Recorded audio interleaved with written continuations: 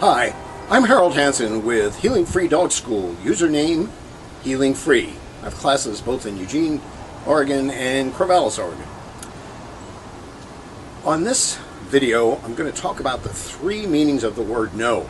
I included a chapter on this in my book, The Dog Trainer's Guide to Parenting, in which I compared both dog training principles and parenting principles. I first became aware of multiple meanings for one word, not with the word no, but with the word down. I had a gentleman come in many years ago, probably 1977 or 78, and he said he was a mountain climber and he had a big husky, and he said, my dog knows the word down means 3 different things. And I thought, oh really? How does that work?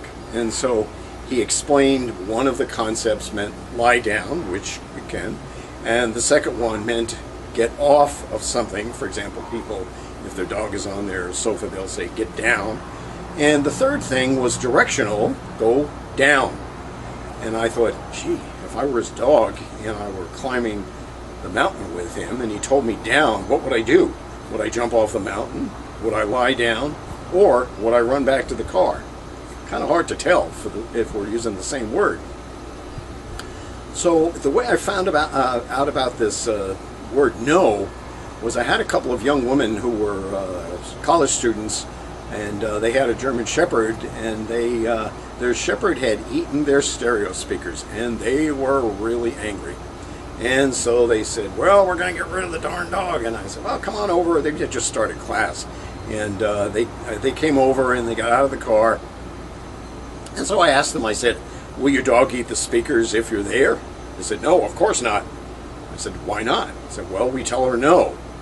So I asked, well, why didn't you tell her no this time?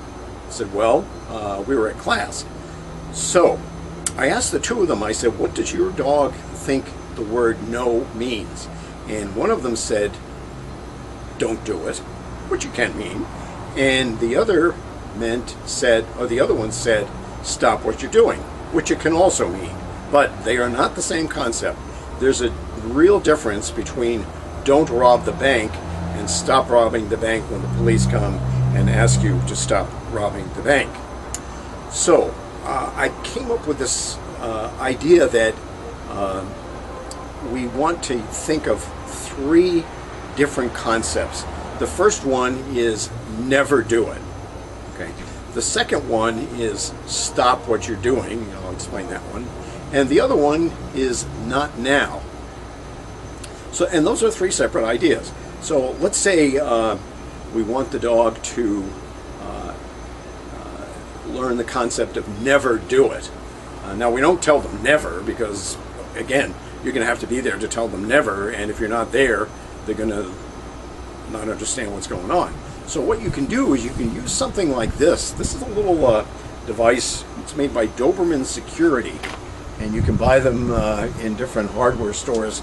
And this one is a motion detector. It has an obnoxious screeching sound, and so if you wanted to teach your dog never to get in the trash can or never to eat your expensive shoe, what you could do is you could put this in the trash can on a piece of paper or crumpled up, where if the dog disturbs it, it makes a really obnoxious noise, which it really does, and I'll spare you that. It's got a little switch. When you turn it on, it takes about 5 seconds to activate, and then any vibration will disturb it, and the alarm will go off, and it is very loud and obnoxious. And so if your dog doesn't like loud and obnoxious noises, you could use something like this. I know some people think, well, you should never use negative consequences.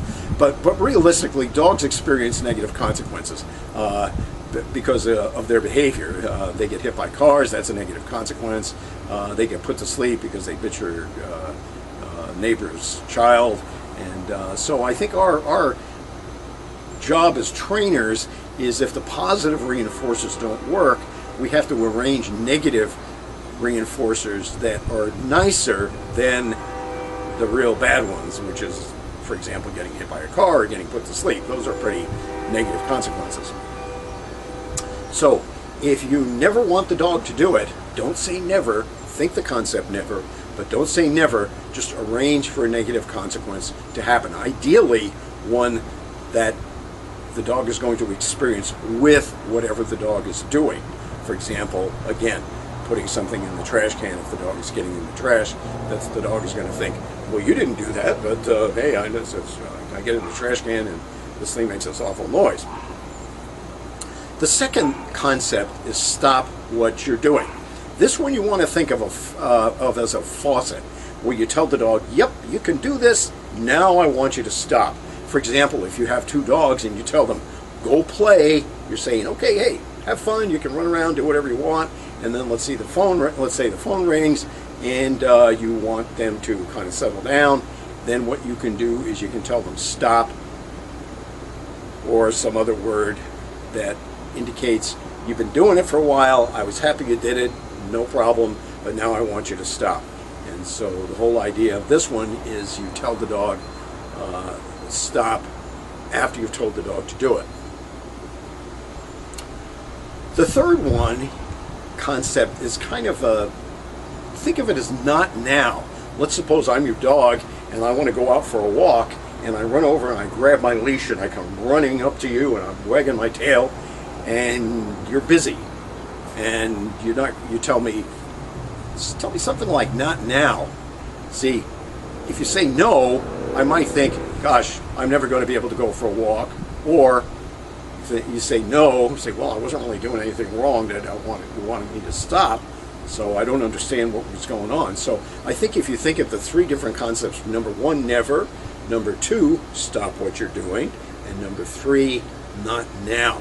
So those are three different examples that you can think of that will help you understand it. Something else to consider is to teach your dog a positive substitute behavior.